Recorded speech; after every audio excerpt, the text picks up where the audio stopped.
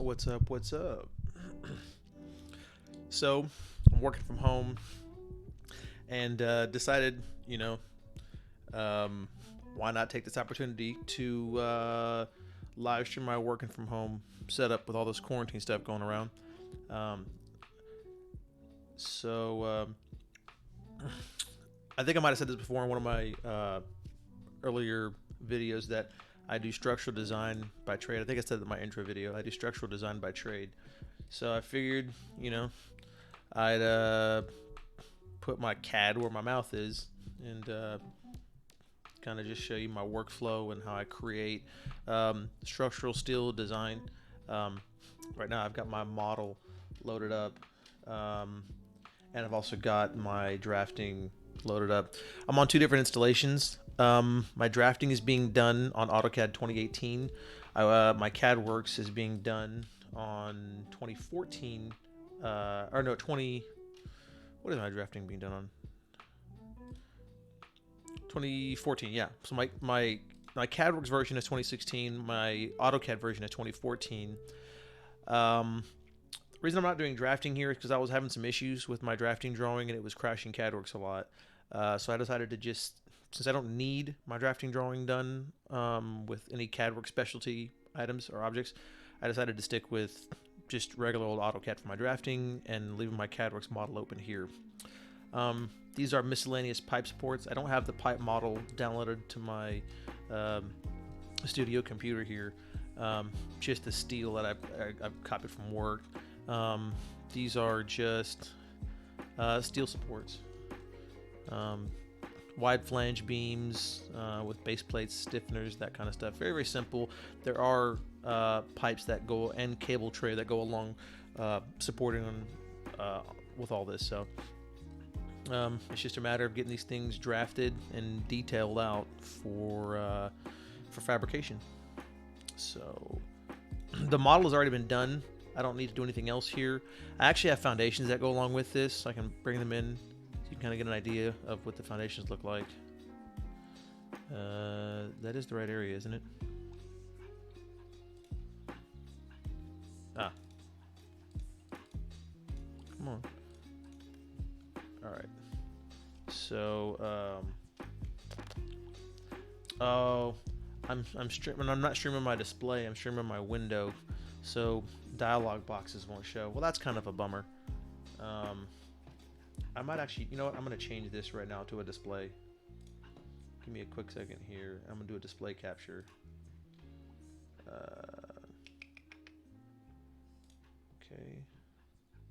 Okay, there we go. We'll do that instead. And I'll turn this one, I'll just leave it on here. Okay, cool. So we'll just use the display capture. All right, so we can get my foundation coming in at 0, 0, 0. And these are all my foundations that come along with the supports. These are drill shaft foundations. I'm not doing the foundation design on this. Another designer is taking care of that. So you can see we have just kind of like simple anchor bolts that come along with this stuff here. Like I said, pipes will go along the top of this. So there's not too many different types of I'll detach this. There's not too many types of what do you call it? Supports here. So I only have to kind of do custom details on a handful of these because they're going to be the same style, especially when with these down here with a single beam. And I can just kind of use a table for all this, which is what I'm going to do next. So let's open up my drafting now. Get back to the drafting portion of this. This is my go by. I'm grabbing stuff from this drawing and throwing it into this. So I'll grab a table from that. I'll grab some piece markers and things like that. And just so you can get a rough familiarity of what you're looking at. This is like this support here is this one right here. It's actually these two. So you're looking at a profile view, like elevation view of these two, and I'm just giving dimensions and piece numbers for that. Where to go here? So it's just that same support. And I decided to draft it. I could have done a paper space drafting on top of the model, but I decided to draft them here. This is how a lot of people in my company do it. And if anybody wants to come work on this later on, they'll be familiar with this style.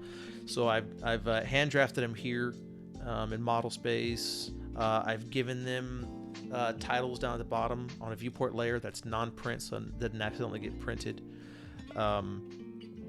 And I use that to help me put the title for that, whatever the support is down here. So, yeah, I'm gonna get to drafting now.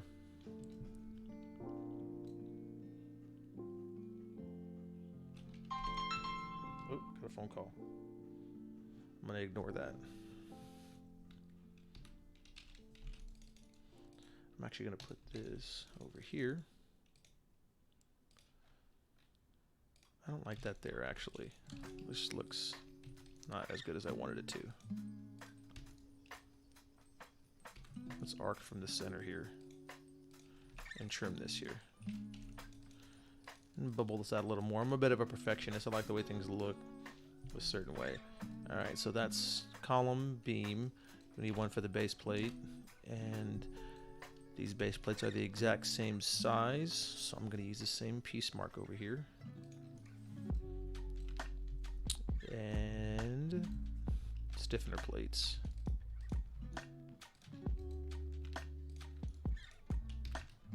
Stiffener plate is a different thickness. It's going to be a 3/8 inch plate. Oops. So I'm just double clicking the fraction here and changing it after the fact. I like using stacked fractions. A lot of companies choose not to use stacked fractions. Maybe they're harder to read for some people.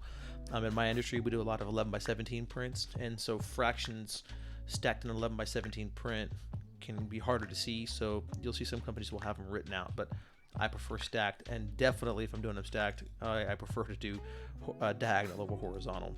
You can change those settings in here if you need to. Default for your text size is 100%. Default for the text size is 100%, but I usually have mine, I believe it's 100%, but I have mine set to 70%. That way it shows up smaller. It looks kind of goofy when it's the same size text for your fraction as it is for your main text, but you know it's neither here nor there. So that's all that is.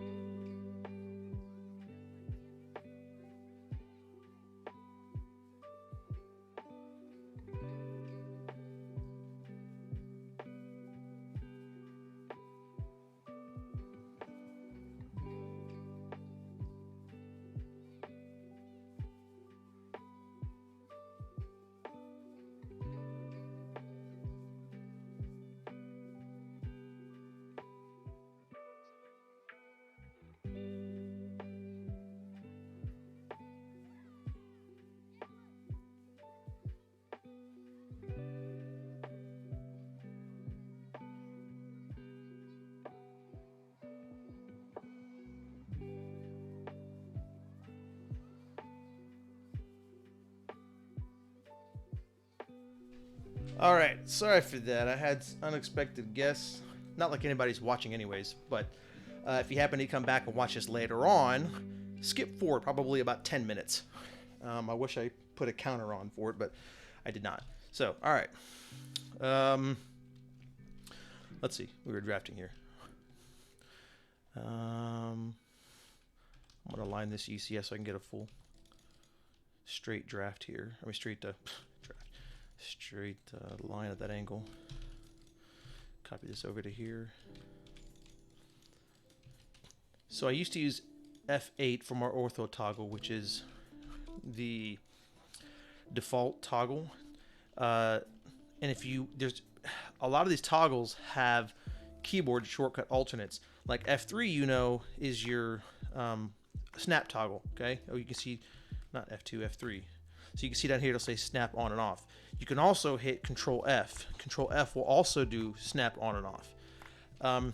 Why might you want to do this? Well, if you happen to have like really good hand placement with your left hand and hand memorization on your keyboard, you can just Control F instead of having to go hit the F3, which you may have to break eye contact with your screen. And for me, I'm all about speed. So not having to break eye contact with my screen and look at my keyboard speeds me up a lot. And so rather than looking down to see where the F3 is at and make sure I'm hitting it, I just Control F for my snap. Well, ortho has one as well, but it's Control L. So I can hit F8 or Control L. What I did is I changed that toggle. If you type in CUI or TO, I don't know why they're the same, but they both get you to here. And you go to, let's see, under your profile, if you go to your keyboard shortcuts, okay, under your main customization. If you load this up, it may look like this. Hit the little arrow here, and right here where it says customization and all files, click that, and then scroll down until you see keyboard shortcuts and expand that, and then expand shortcut keys. You'll see toggle ortho, or where is it at? Toggle ortho. Over here, it used to say Control L. I changed it to Shift F. So by default, it'll look like this. Oops, I don't know why I put Control. I don't know why it wants to do Control Shift L, because I'm not putting Shift.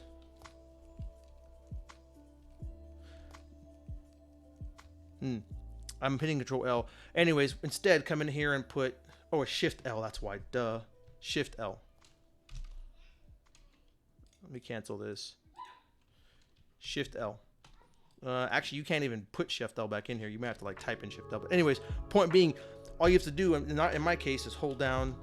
When I first put in the macro, you click it and type in Shift, hold Shift and hit F, and it will actually place Shift F in here. That's what I did, because Control F is snap and Shift F is ortho. Now it wants to actually like put like F in here. I don't know why it's not doing the whole Shift F thing, but I put Shift F, so that way I don't have to go click F8. I can just hit, you know, Shift. I don't have to click F8. I just hit Shift F and it changes back and forth, which is familiar to me. I don't have to break eye contact with my screen and look at my keyboard. I just know where Shift F is at. So I like using that whenever possible. All right, let's get these in order. So we are at 5, 6, 7, and 8, 9, 10, 11. This is also a 3, and this is a 4. This is detail 1. Okay. This is 824 beam, so W824 at 5'6". This is an L3 by 3 by quarter. That is correct. Work point. All right. I have also Lisp routines that were written that do some really cool things. I don't do Lisp, but I know guys who do. Some of them get really, really complex with their Lisp, but I really just need it for things that speed up workflow like quickly. One of those things is being able to toggle dimension lines on and off, and also toggle the gap distance for the extension line. You can change this by selecting the dimension line and going into your properties and changing extension line offset. So if I go from 1/16 to 0, it'll close that gap. Well, some handy Lisp routine creator, designer that worked with me, came up with a little Lisp routine that I just click a couple keystrokes and it does that same thing. So in that same vein, he made one that allows it to turn either one of your extension lines into a center line type, which I use a lot. So rather than drawing a line here, I'm using the extension line as my center line. So I like, and I could I turned this one off. I could have done it for both of them, but I felt it easier to just turn the extension line off for this one, so I only have one line to do that with. So, all right. For a minute there, I saw my selection cycling. I don't know why it came on.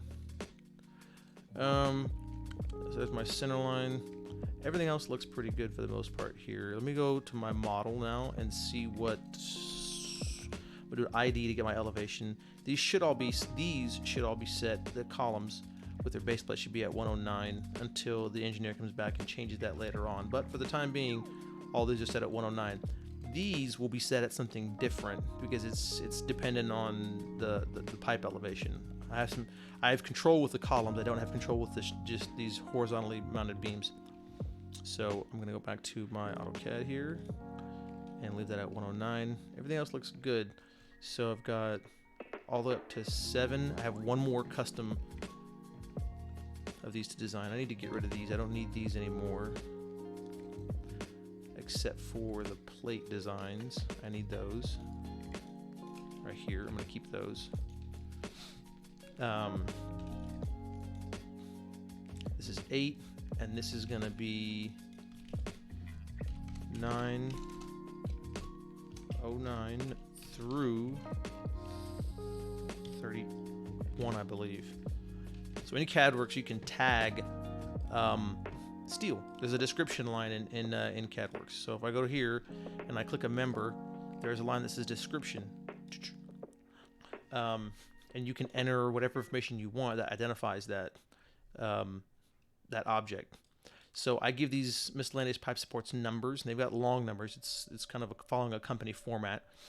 And what happens is once you enter something in the description line, if you have the tooltip enabled for it, you can see it on the 4th line there. That's the description line. CADWorks sometimes by default, I think by default, does not have the description line enabled. If you're following along and you want to change that, the way to get there is, let me see if I have my plant. If you're using CADWorks plant, it'll say plant. If you're using a steel version only, it'll say steel. But you can go to your plant, go to setup, and then go to configuration settings. And when you scroll down, all these are different types of, well, they're configuration like settings. They control behavior in CADWorks. When it comes to steel, you can do things like setting your cope distance for bolting or welding. There's a 0 cope distance for welding, but for bolting, it creates a 1/2-inch gap around the member, around the cope. So you can change that distance. And one of these things is the steel tooltip. So it's the steel tooltip setting. It's a number. You don't have to know what the number is, because if you just click these 3 dots right here next to this, you can choose which items you want to be in your tooltip, and it will make that number for you. Like if I turn description off, this number goes from 4363 to 4107. Now, if you are setting up a lot of CADWorks installations and you know this number by default, you can just come in here and type the number. So if I type in 4363, I'm pretty sure you can type it in. Oh, maybe you can't. I lied to you. I thought you could type it in, but maybe not. So you just come in here and you just type in, you hit the ones you want. I want the member, the length, the weight, the description, and the elevation.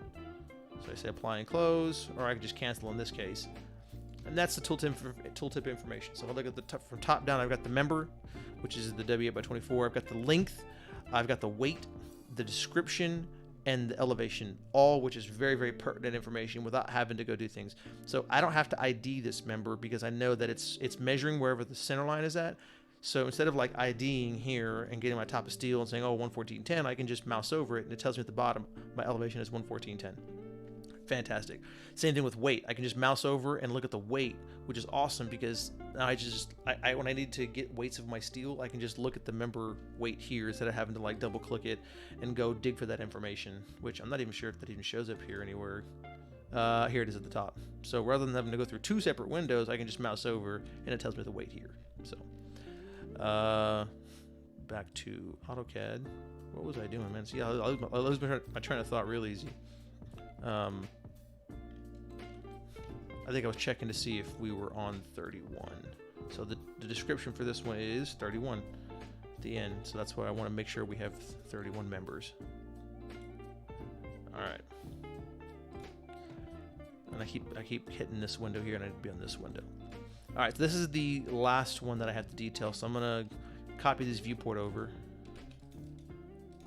And I'm using a lot of aliases, so if you happen to look at the command line, if you can see the command line, if you happen to look at it, you don't see something you recognize, that's because, like a command you recognize, is probably because I'm using aliases. I have a decently extensive list of aliases. There's two ways to edit aliases, but I go with a more foolproof method. One is to type in alias edit, and you can bring up this list, and you can add them from here. But I've had problems with aliases not being recognized. Like I'll add them, and they don't recognize after I add them. So I like to go with a more foolproof method. Go to Tools, Customize, Edit Program Parameters, and I think I might have already done a video on aliases, but in case you didn't watch it or just forgot, scroll all the way down. If you are using AutoCAD, user-defined command aliases should already be at the bottom but blank. If you're using CADWorks or any other plugin, you may notice that the aliases are not last. The user-defined command aliases are somewhere in the middle of this whole text file. What I like to do is copy this whole section out or cut it out and paste it at the bottom, because aliases load in order from last to first. So whatever is here will override what's up higher. Like for example, R is normally for redraw. So if I look way up here at the original, somewhere up here, let me find out where it's at. It's probably in these. See if I can find R. R is for redraw, but when I type in R, it's for rotate. I also have RR because I used to use RR originally. So I've got a lot of aliases. These make sense to me. Use aliases that make sense to you. I like to do a lot of double letter taps because it's fast and I can get a lot of aliases done that way. I really try to prioritize aliases that focus on using the left hand only, so I don't have to take my hand off the mouse or break concentration with the screen. So I've copied over my viewport here. I'm going to pan over and just stretch this back. Some people keep their viewports like real large. Some people keep them super tight. I've seen viewports that get like this, and I mean like tight, you know, or whatever this is. You get my point. I don't like that, because when you go to snap to something, you wind up having to contend with the viewport. I don't want that behavior. But I also don't want this grossly overblown viewport that's, looks like this. You know what I mean? It's silly. So I like to keep it decently confined to wherever my object or whatever I'm trying to put into my view. Keep it around there, roughly evenly spaced. It's just personal preference. All right, so I'm gonna go ahead and do some dimensioning here.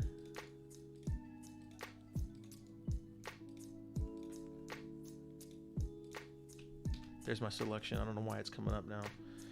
Sometimes stuff does get turned on. If you start getting this and you get your selection tree pop up, or your selection cycling window popping up, and it's doing this because these objects are overlapping, so it'll let you pick which one. Like if two objects are overlapping, if you don't want that, you want to turn selection cycling off. Click these three lines because you may not have the icon turned on. So click these three lines and look for selection cycling. And it just popped it up, and selection cycling looks like this. Okay, just click it off and it won't do the selection cycling anymore. If you're using an older version like 2014, again, you may not see selection cycling here. This is clean screen. You may have to actually right click on the bar down here and look for selection cycling, which mine has everything turned on, so it's probably around here somewhere. There it is. There's selection cycling. This is 2014. I don't know when they switch this over, but there were some status icons over here, some status icons over here, and you right click to get to those. But in 2018, everything is over here, and you just pick what you want to show. Okay. All right. So let me grab this. Draw order. We'll always choose the most recently created object. I'm going to put a spacing of 5/16, so that's my preferred spacing. I can get away with 3/8, but I think quarter. I can get away with quarter if I wanted to, but I like 3/8, 5/16 because it gives me room for fractions and parentheses. Parentheses tend to raise the height of the whole thing. They get a little higher, so here's parentheses and here's without, so I like to have room for that.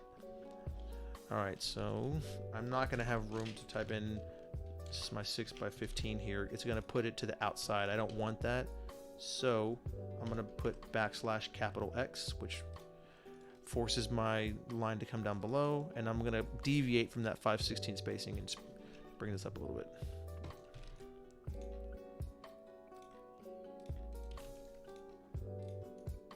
These, I believe, are the same height. They are, so I'm using it as a reference. Same dimension, different beam sizes though, so my cut length for this beam is going to be different. 8, 7, and 7/8.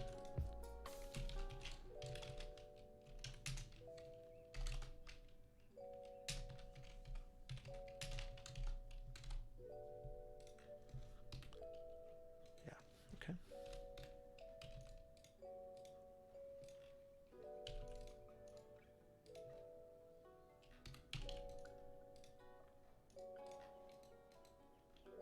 Section B. Okay. Turn this off. Turn this off. Turn this off. Bring this down.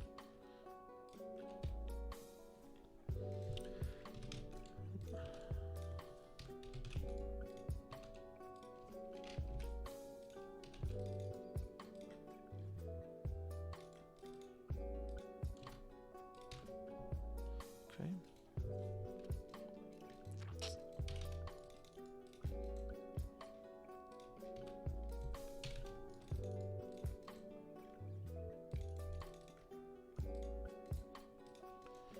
Eight, 7, 8. Yep.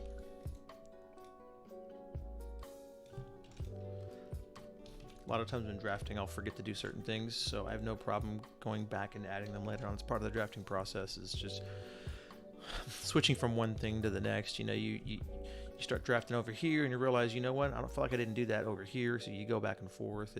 It happens often enough. I've even done that between drawings. I'll go back and look at drawings and I'm like, man, I did not do that on this other drawing. I should have done that.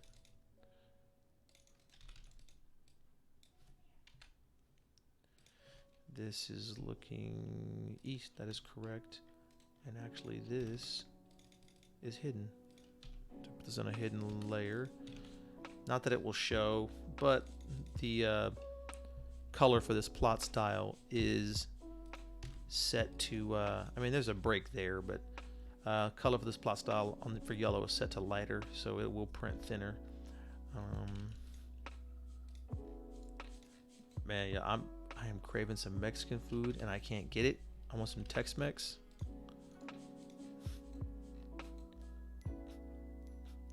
Which got me thinking just now, like, do other states call it Tex-Mex? I imagine not, because that's in Texas, you know? I want to put this here. I don't want to put this here. Do they just call it Mexican food? I don't know. Okay. So I'm going to do an alternate view. That's one thing I forgot to do, is that I did not draft an alternate view for this. So these channels, that support is this support right here. And I'm looking at it from this point of view, but I need to look at it from this point of view. So I'm going to do a fly out that basically says, take this, and we're going to look at it from that view. So back over here, I'm going to copy. I do actually have a W6 turned. So I'm going to copy this. I like to use object snap tracking. For a long time I avoided that stuff, but I'm a huge fan of it now for 2D drafting. I still use point filters in 2D drafting, but if I can get away with using snap tracking instead of point filters, I will absolutely go for that. I need an icon for a W6, and I don't. Oh, I do have one. Fantastic. Actually, I need this. Come to think of it, with the stiffener plates. There it is. And now I need this, and this. Let's go find out how long these things are. They are from the center. They are 2 feet. Where's my window? So, from the center here, I'm going to move this out 2 feet. Do a fillet. Trim this to here because I'm welding it to this. Why did my window switch? I'm going to save this. I don't like that. Alright, so I'm going to copy this down 5/16 I think is the... No, it's 3/8. Whenever I don't know actual dimensions, I use a tool from the steel, from the AISC steel detail tool. And I'm going to bring this over here from the other window. Let me pull it up first. Looks like this. So just hit whatever tool you look, whatever member you're looking for. In this case, the channel, and I'm going to say C6 by 8.2, and I want to see what the flange thickness is, and it's 5/16. So I thought it was 3/8. It's actually 5/16. So I'm going to offset this 6, and I'm going to offset 5/16. Make sure I didn't put 2 there. All right, there's my channel. I'm going to break this. I should have broken it before. Doing a break, I'm doing first point, so I'm hitting F. Then I'm clicking this, and then I'm, instead of making a break, I'm just saying at, so it breaks it at that point. Do that for all 4 lines, change them to hidden. And it didn't actually break them. So I want to see the break. I'm going to manually change the line type scale, something like 0.8, to force that break in there. Maybe 0.7. I want to keep it as large as the scale as I can while still getting that break in there. So now it doesn't look terrible, where it's like hard to see. Then we're going to copy this whole thing down to here. Okay, that should cover that. I'm going to copy this over to here. And that should be what I'm looking for. Okay. So I'm going to copy this viewport over. Bring this right here. Nope. Nope, don't want to orbit.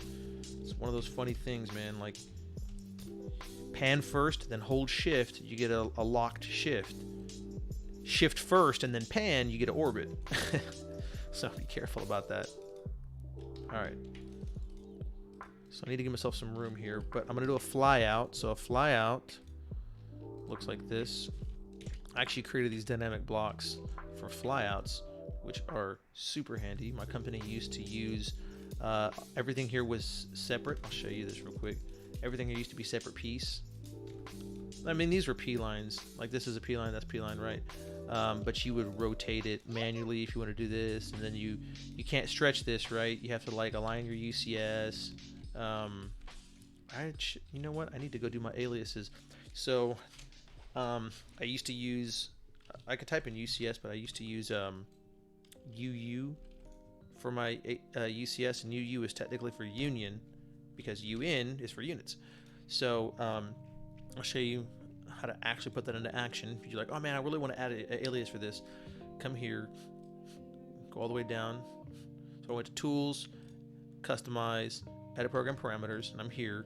Scroll all the way down, and I want to say, you know what? I want to make UU. So I tab 1, 2, 3, so I can match up what's there. And I want this to be UCS. Then I want UUU. I know it sounds dumb, but I don't use union that often. I could type in union, I guess, but I'm just going to leave it as UUU because I've gotten in a habit of doing that. I know it looks super, super silly, but that's just my work method. I can't use UN because that's taken already. So I could probably use something else like UI or something. I make up things that make sense to me. Use things that make sense to you. All right, now that I've saved it, closed it, it's not going to work in this session unless I re-init. I can close CAD and restart, then it'll work, but I'm just typing re-init. That will bring up this. We want to reinitialize the PGP file, which is where our aliases are located. And you only ever have this option because you don't have a digitizer hooked up. So hit PGP, hit OK.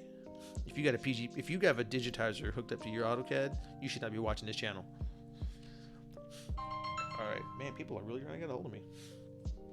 All right, so now that I'm hooked up with my UCS, I can type in UU and I get that UCS icon or UCS command going.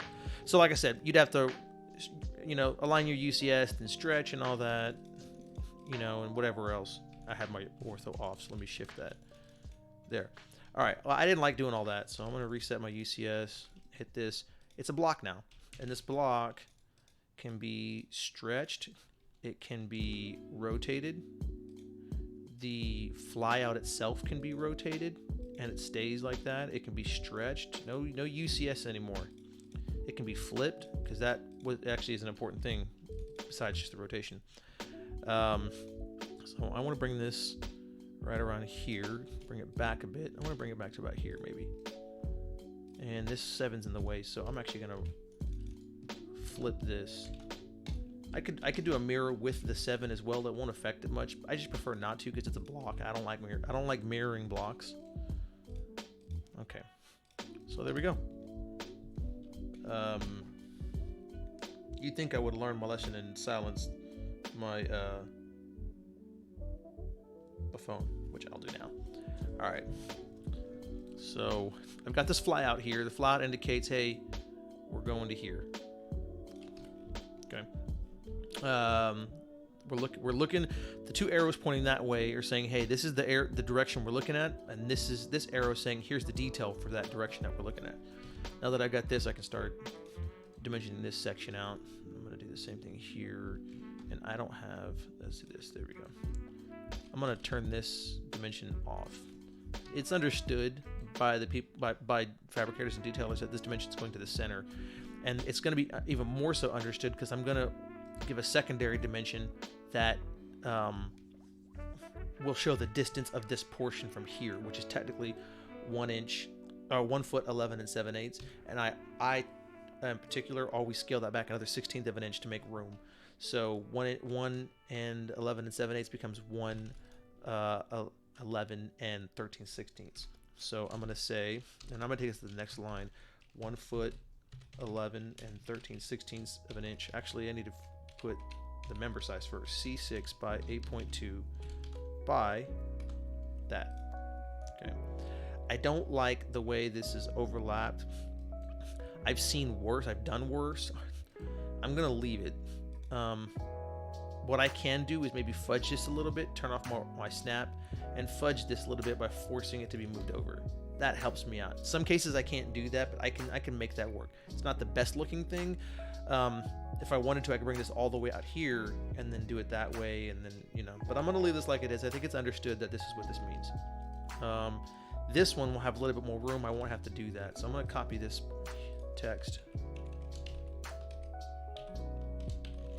here.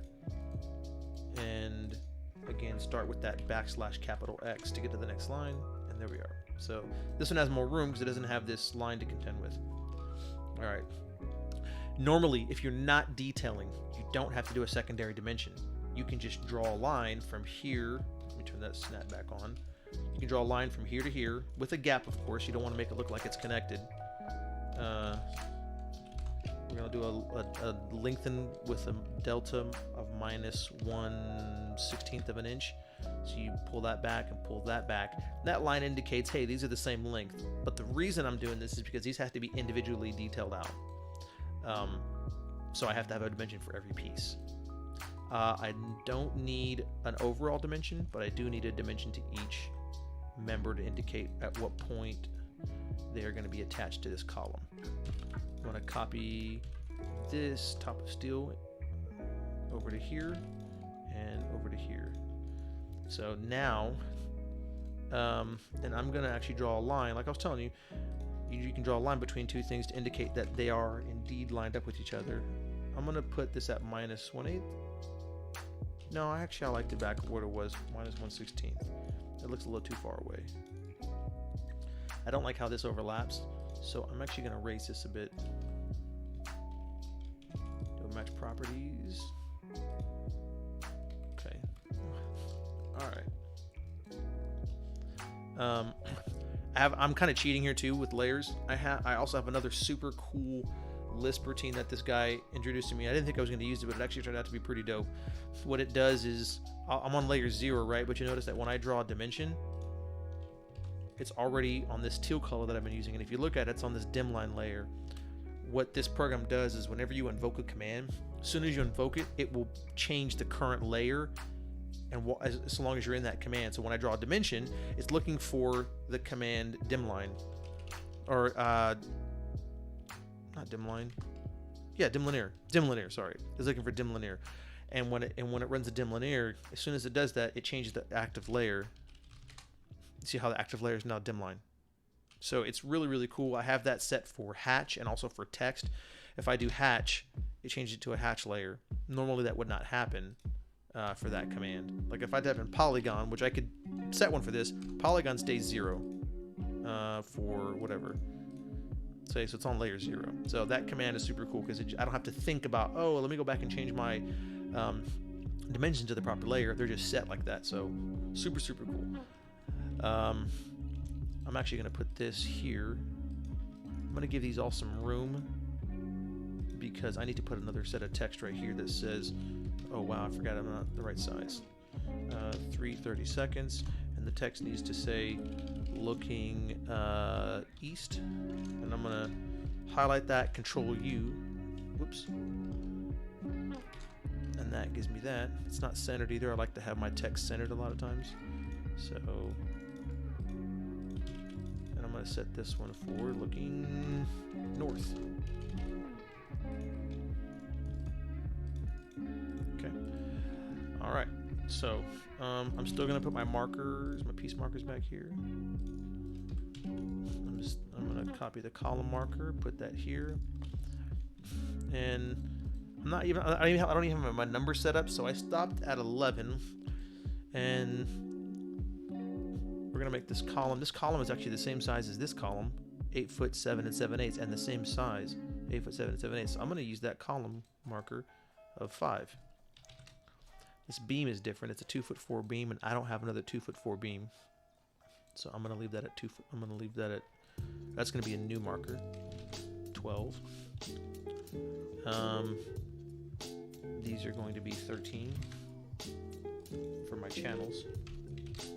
So I'm going to copy this over to here and reverse it.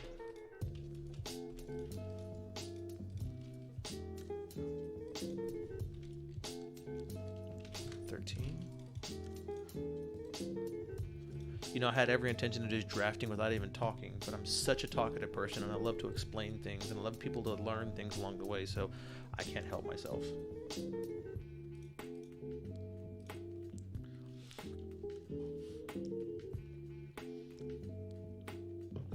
Okay.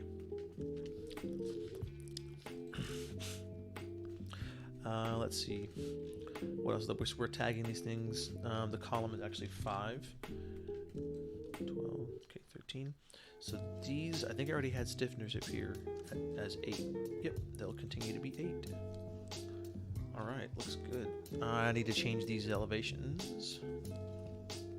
Let's go find out what those are.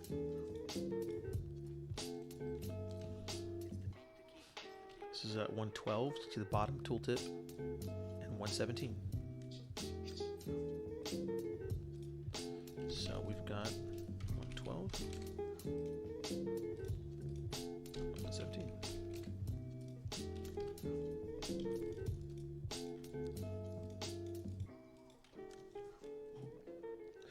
If you enjoy this music, I'm actually ripping off a YouTube station. Sorry, I figured I might as well play music from some place that's not going to be flagged for copyright. So if they have the rights to play it, I mean, anybody would. So I'm using music from Chilled Cow. I don't particularly listen to this lo-fi hip hop stuff, but it is pleasant and it does get the job done. Do you ever feel like listen? This is kind of your thing. You ever want to listen to it? This is what the thing looks like. If you've been to this station before, it's extremely popular. I mean, there's 35,000 people watching now. This station, I don't want to call it page channel. I don't want to think of a channel. I guess it's got almost 5 million subscribers. It's an extremely popular channel. People love to just put this music on, but it makes a great background drafting music. So why not? All right, so we got our top of steel for these two elevations. I think that's gonna cut it for this.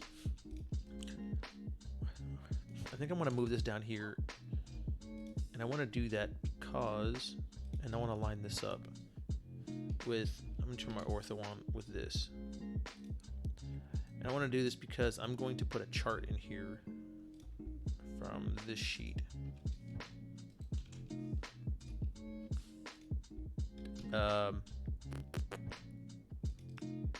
Yeah. So I'm going to copy this. Actually, I'm kind of going to copy with a base point from this corner. Copy everything here. This is a table, which is nice. Copy it over here.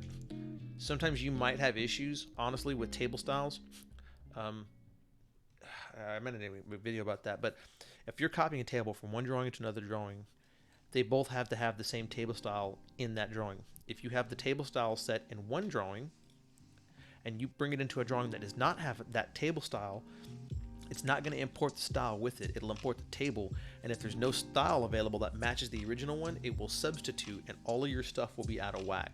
So the easiest way to do that is to type in DC to get your design center, and go find the drawing that has the table. When you find it, select it and or expand it, and you'll see. Like, let me see if I can find. Let me find mine. It'd be under users here. No, was it? Oh, documents. Where's documents? Documents. Resources, and then click a drawing. And over here, when you can double click these things or expand, and you can see all these things here. You'll see table styles. If you see table style, double click the table, and it will import it into your drawing. And then you'll do that before you copy the table over. You won't have to worry about mismatched tables and things getting out of whack. So, I'm gonna delete this. Now this was my kind of my go by. I don't need this anymore. This helped me just make sure I have everything in place, but I don't need that anymore. So this is not 4. 11. This should have been. Oh, it is 4. Yeah, 4, and this is 8. That's right. This was a W8. Okay. Yeah, we're good. So I have one more to do. I have this, which is going to have a chart. And so I'm going to draft this, and it's going to be a typical. So what's going to happen is it's going to look like this. I'm going to put this up like at a 1, maybe. No, it's too big, 3/4. Yeah, I think I'm comfortable with that. Something like that. All right, so you see what I did? I did a regen all, because when you scale things like this up and down, you zoom in and out. In model space, it changes the line type scale until you regenerate or swap tabs, which forces a regen. So we're gonna do this dimension from here to here.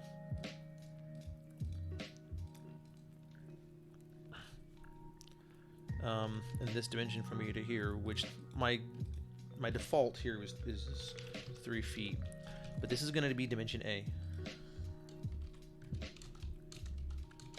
Okay, this is going to be half of A. How do I do half A? That's something that, like, oh, it's A divided by 2.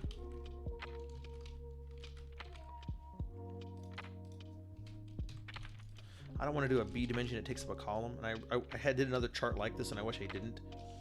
A divided by 2. I had one over here that I had this, again, a whole chart, and it had an A dimension and a B dimension, and A is just half of B, so it was kind of silly. It takes up a whole column. I feel like it's easier for somebody to just see that there's an A dimension for the overall, and then there's a divided by 2, basically saying that it's the halfway, distance. So I'm going to raise this up a little bit because I want to make this centered. I'm not getting a center, so I'm gonna have to change the line type scale to like a 0.7 so I can force that center line to show up, and then I'll go as small as I can go before it disappears.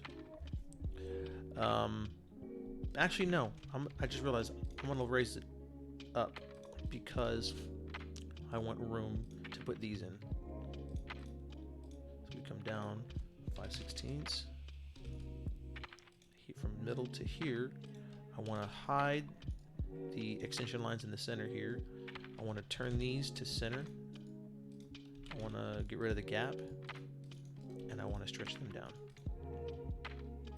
There we go. I think I can change this back to 1 now that I've stretched it out. Yes, I can. Same thing here. I want to do this, and modify these extension lines. And this actually needed to be, oh no, these actually should be hidden, so because they're on the bottom. Okay, that should cover that. Yeah. Now I have one above, but I'm gonna actually put it below, and this is gonna go down to here.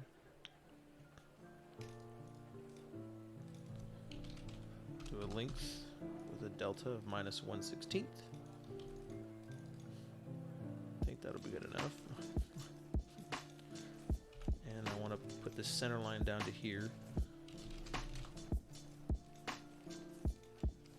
Center line layer. 0.7. Nope. 0.6. Nope. 0.5. There we go. Okay. And then I also have one more here.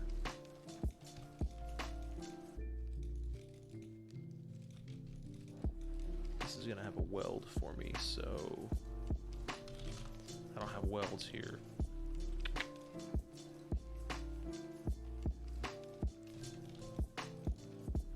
Copy this weld here.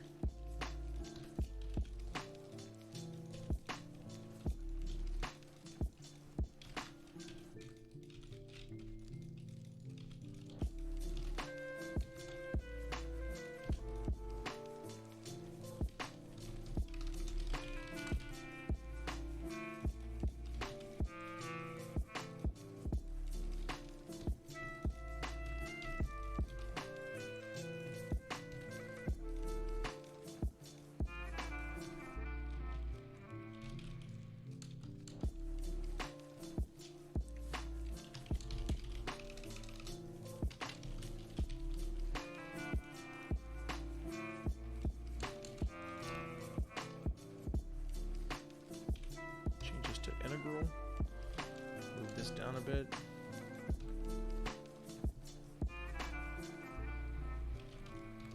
Actually,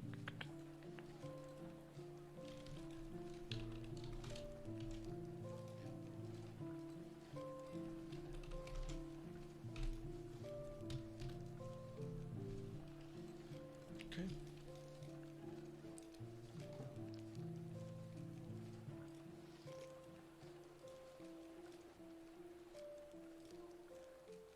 Gotta bring this back over. All these windows different. All these different windows open. All right.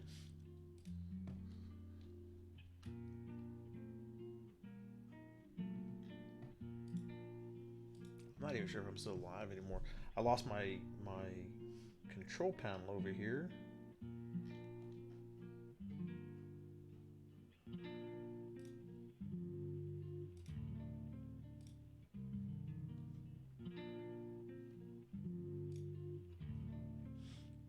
Oh yeah, still okay. I wanted to make sure I was still live. I'm about to not be. I don't know how long I've been going for. So not sure if it tells me. Oh yeah, I've been live for an hour, so I think I'm getting close to finishing. After I finish this one, I'm gonna put in a table and want to putting in this put in this table. I finished filling this table out, which is the bill of material for all the parts, length and weight and things like that, and giving them mark numbers. And then I'm gonna put a table in here. So if you happen to be watching this video later, hope you learned something from it and hung around for a little bit. So take it easy.